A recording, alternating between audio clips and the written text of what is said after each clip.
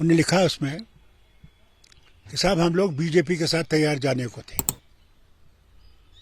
और उसी में कहता है फिर भी, और ये बिल्कुल गलत है, हम क्यों बीजेपी में जाए, हमें तो जेल कर दिया था जब इन्हें एब्रोगेट किया 370, तो हम तो जेल में थे।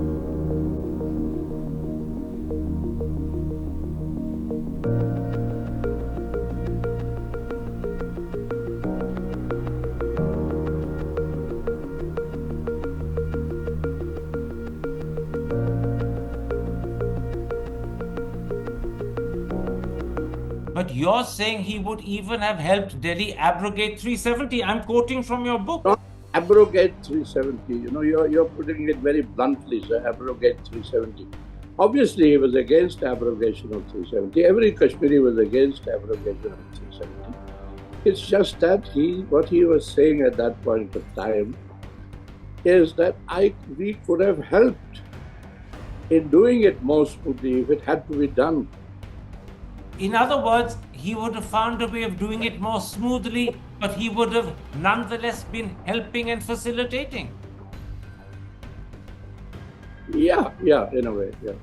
That's the point. We could help Delhi even in this. That's the bit that he may not want the world to know, that he was willing privately to help Delhi abrogate. But if that is so, then I'll apologize to Dr. Sen. If he feels that way, I don't think he would. Dulat साहब की किताब निकली है, chief minister and a spy. वो उसमें इतनी गलतियां हैं कि मैं बयान नहीं कर सकता, और अफसोस है कि अगर मुझे वो दोस्त कहता है, दोस्त ऐसी बातें लिख नहीं सकता। पहली बात मैं आपसे बताऊं जो गलत है, कि जब मैंने 96 में हुकूमत बनाई, किताब में लिखता है कि साहब मैंने उससे पूछा कि किसको मिनिस्टर बनाऊं। वो किताब में लिखता है मैंने कहा छोटी हुकूमत बनाना। अगर उसने ये कहा होता तो मैंने 25 मिनिस्टर बनाए थे जो मेरा कोटा था,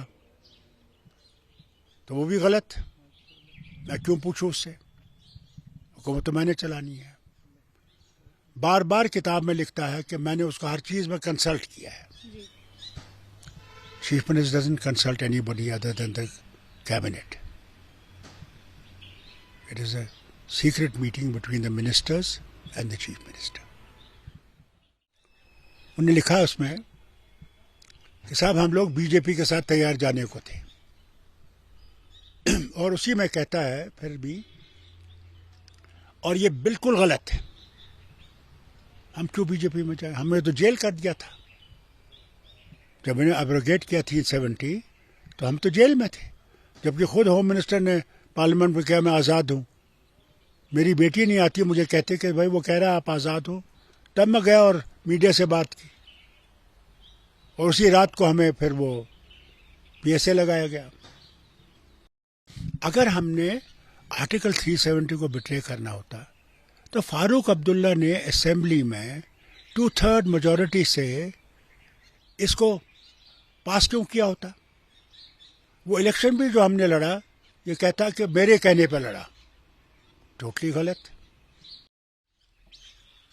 उसके साथ साथ जब 2002 का इलेक्शन आया, कैसे ये सब पार्टियां निकली, क्या 96 में थी, इनके झंडे कहीं थे, कुछ भी नहीं था। मगर ये भी गलत उन्होंने कहा कि मैंने उनसे पूछा और फिर इलेक्शन लड़ा, बिल्कुल गलत है। कई इसकी किताब में मैं अब क्या बयान करूं, हर जगह कोई ना कोई चीज़ में ये दिखाता कि यही मुझे बोलने वाला था। मुझे अफसोस है कि अगर अपने आप को मेरा दोस्त कहता है, मगर ये किताब बिल्कुल गलत है। इसमें कई चीज़ें इसने वो लिखी हैं जो जिनमें कोई सच्चाई है ही नहीं। कोई भी पता नहीं थी। जब हम इनसे मिले, शुक्र है क्या नाम है इनका, मसूदी साहब जो हमारे मेंबर पार्लियामेंट थे, हसनैन मसूदी साहब, जज साहब, वो भी साथ थे। बल्कि मैंने उनसे पूछा उस वज़ीर आज़म से, मैंने कहा वज़ीर आज़म ये जो फ़ौज और ये जा रही है, इतनी अक्सरियत में क्या यहाँ पे कोई पाकिस्तान से जंग करने कोई है? खामोश रहे, कुछ नहीं कहा। उसमें हमें लगा ही नहीं कि 370 का कोई भी मसला होगा। अगर हमें पता होता तो क्या हम उसके ऊपर शोर नहीं करते बाहर आके? मेरे जब प्रेस मिला मैं उनसे नहीं कहता, बिल्कुल नहीं पता था। मैं तो यहाँ घर आया था एक दिन के लिए, उन्होंने बंद कर दिया मुझे, और मैं तो इसीलिए प्रेस के पास गया उस वक्त कि साहब ये कहते हैं कि मैं आज़ाद हूँ, मैं आज़ाद नहीं हूँ।